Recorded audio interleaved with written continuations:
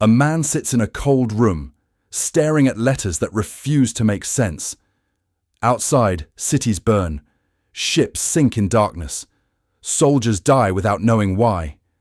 The letters on the page before him hold the answer, but they are designed never to be read. Every hour he fails, more people vanish into the night. Every day the cipher remains unbroken, the enemy grows stronger, and no one can know what he is trying to do. If he succeeds, he might save thousands. If he fails, no one will remember he tried. The clock is running, the machine is perfect, and he is running out of time. Britain stands alone. France has fallen in weeks. The continent belongs to Germany now. The Luftwaffe owns the skies. U-boats hunt in wolf packs beneath the Atlantic, severing the lifelines that keep the island alive. Convoys disappear. Thousands of tons of food, fuel, and ammunition sink into the black water. The Royal Navy searches blind. The RAF scrambles too late. Every defensive move arrives after the attack. German commanders do not guess. They do not improvise. They know where the convoys will be. They know when the bombers will come. They coordinate with inhuman precision across vast distances, as if reading from the same script written in real time. They are.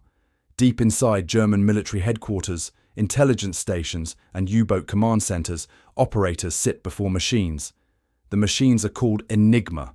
They look like typewriters trapped inside wooden boxes, but they do not write words. They devour them. Press a key and the letter transforms. Internal rotors spin. Electrical currents route through a plugboard. What comes out bears no relationship to what went in. The message "Attack at Dawn" becomes PKXZTFQRJWM. Gibberish. Unreadable. Unless you possess the identical machine, the identical settings, the identical rotor positions chosen fresh each day from millions of possible combinations. The Germans believe Enigma is unbreakable. Mathematicians have told them so. Cryptographers have assured them. The permutations are astronomical.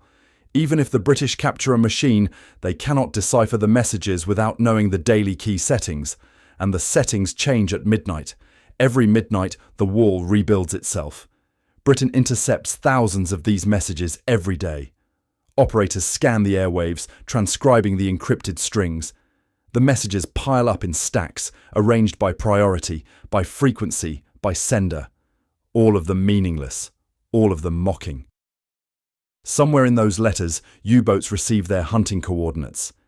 Somewhere in that noise, bombers are directed towards cities. The intelligence exists, the evidence is there, but it is locked behind a door with no key. Alan Turing does not look like salvation. He is thin, awkward. His clothes do not fit properly. He speaks in bursts, trailing off mid-sentence when his mind moves faster than his words. Colleagues find him strange. Some find him difficult.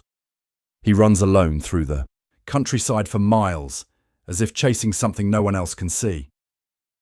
The government has brought him to Bletchley Park, a Victorian estate 50 miles north of London. It does not appear on maps. The people who work there do not discuss their work. They have been assembled quietly. Mathematicians, linguists, chess champions, crossword experts. No soldiers, no spies, just minds. They sit in wooden huts that smell of damp and cigarette smoke. They are given intercepts, fresh from the wireless stations, blocks of 5-letter groups, QWXRZ, MPTJK, LBVNS. Pages and pages, most of them tri-patterns. Letter frequency, common phrases, the methods that broke simpler codes. Turing sees the problem differently. He does not try to find meaning in the letters. He tries to find weaknesses in the machine. Enigma is not random. That is its flaw. The rotors turn in predictable sequences. The plugboard routes current through fixed paths. If you press the same key twice, you get 2 different outputs. But those outputs are generated by the same mechanical process. The chaos has structure, hidden, buried, but there. Turing begins to design a machine to fight a machine. He calls it the Bombe. It is not elegant.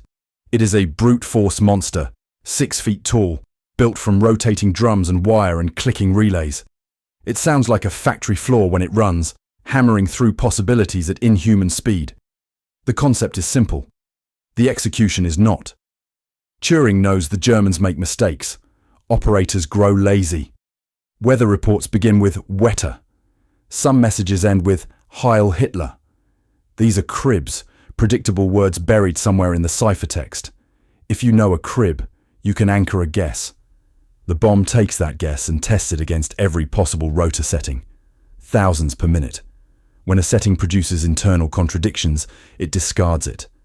When a setting remains consistent, the machine stops. Then a human checks. Most of the time, the machine is wrong. The setting looked promising but collapsed under scrutiny. The operators reset. The bomber resumes its mechanical screaming. This happens hundreds of times a day, and slowly, painfully, the cribs begin to work. By late in the war, Bletchley Park decrypts thousands of Enigma messages daily. Convoy routes are rerouted. U-boats find empty ocean. The Luftwaffe bombs decoy targets lit by the British themselves. The RAF intercepts bomber formations before they reach the cities. But no one can know. If the Germans realize Enigma is compromised, they will change everything overnight. New machines, new protocols. The window closes forever. So the British do something unthinkable. They allow some attacks to succeed. Convoys are warned only if a reconnaissance plane can be sent over the area first, giving the Germans a plausible explanation for why the British knew. Bomber raids are intercepted only sometimes, not too often, not in a pattern, just enough to stay alive, not enough to raise suspicion. Intelligence is never acted upon. Turing and the team at Bletchley Park decrypt the orders. They know where the bombs will fall. They know which ships will be targeted. And sometimes they do nothing, because the secret is more valuable than the lives. Churchill knows. The intelligence officers know. Turing knows. The soldiers dying in those attacks do not. This is the calculation.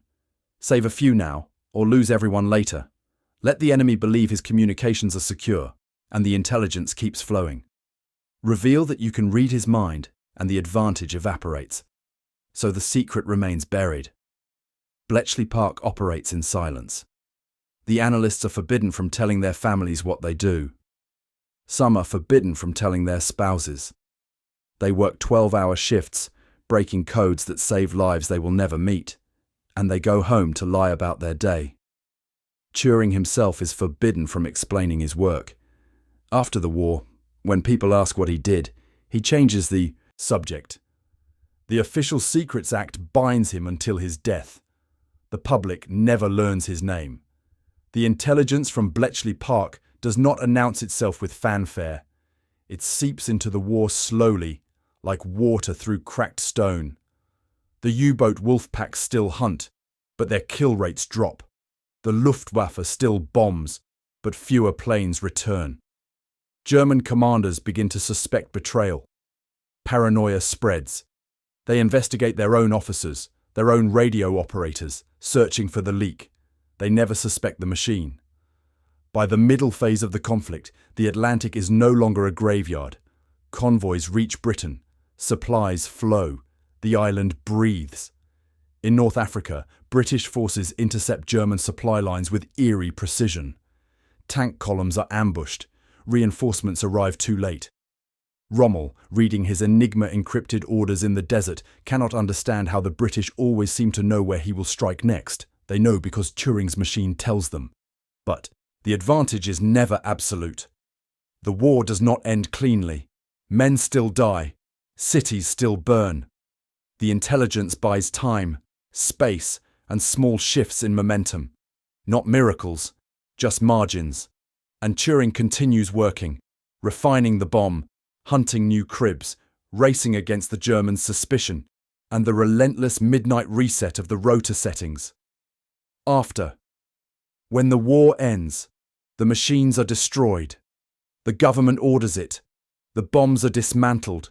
The technical documents are sealed or burned. Bletchley Park is emptied and quietly forgotten. The personnel scatter back into civilian life, carrying secrets they are not allowed to share. Turing returns to academic work. He writes papers on computing, on artificial intelligence, on the nature of thought itself. His mind continues to move in directions others cannot follow. But the country does not thank him. It cannot. The work remains classified. Then, in the early 1950s, the police arrest him. Not for treason. Not for espionage. For homosexuality. It is illegal. He is convicted. The government offers him a choice: prison or chemical castration. He chooses the latter. Hormones injected to suppress what the state considers deviant. His body changes. His mind does not. He continues his work, but something inside him has broken. 2 years later, Alan Turing is found dead in his home. A half-eaten apple lies beside him, laced with cyanide. The inquest rules suicide. Some believe it was an accident. Others believe he knew exactly what he was doing. He was 41 years old. For decades, no one speaks his name in connection with the war. The Enigma story stays locked in government vaults. Historians write about the Allied victory. They credit industrial production, strategic bombing, Soviet resistance. They do not mention a man in a cold room, staring at letters that refuse to make sense. Bletchley Park itself crumbles. The estate nearly becomes a supermarket parking lot. It is only in recent decades, long after Turing's death, long after most of the Bletchley analysts have passed, that the files are unsealed. Slowly, partially, the truth emerges. Turing did not win the war alone. No one did. But the intelligence from Bletchley Park shortened it. Estimates suggest by 2 years, perhaps more. Millions of lives saved by a margin, by intercepted coordinates, by rerouted convoys, by foreknowledge purchased at the cost of silence. And at the center of it all was a man the world tried to forget. Turing's work was not rewarded in his lifetime. His suffering was not prevented.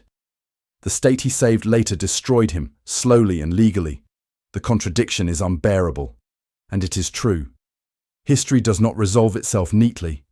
The people who break the unbreakable often do so in obscurity. The sacrifices they make, of time, of sanity, of safety, are rarely acknowledged until long after it matters. Alan Turing sat in a cold room and looked at chaos. He found the pattern. He built the machine. He helped turn the tide. And then the world moved on without him. The messages still exist, archived in museums, blocks of 5-letter gibberish that once held life and death. The Enigma machines still exist, behind glass, silent and harmless now. Bletchley Park has been preserved, turned into a monument for something that was never supposed to be remembered. Turing's name is known now.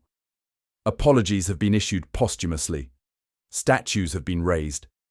The £50 note bears his face, but none of it brings him back. The letters on the page made sense in the end. He forced them to. The cipher broke. But the cost of breaking it was never meant to be part of the story, and for decades, it wasn't.